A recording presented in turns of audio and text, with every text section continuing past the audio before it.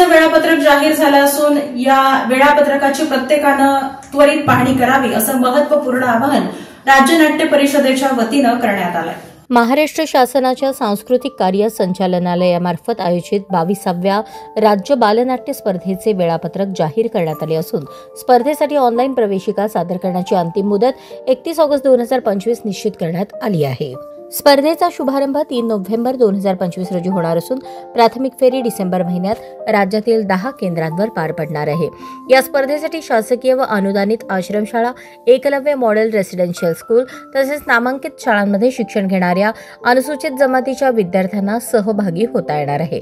विद्यार्थ्यांनी https://mahanatyasparधा.com या संकेतस्थळावर प्रवेशिका ऑनलाईन पद्धतीने सादर कराव्यात असे आवाहन एकात्मिक आदिवासी विकास प्रकल्प अधिकारी सागर ननावरे यांनी केले आहे। स्पर्धेच्या विविध टप्प्यांमध्ये सहभागी विद्यार्थी आपल्या अभिनय, संवाद कौशल्य आणि सांस्कृतिक अभिव्यक्तीचे दर्शन घडवणार आहेत।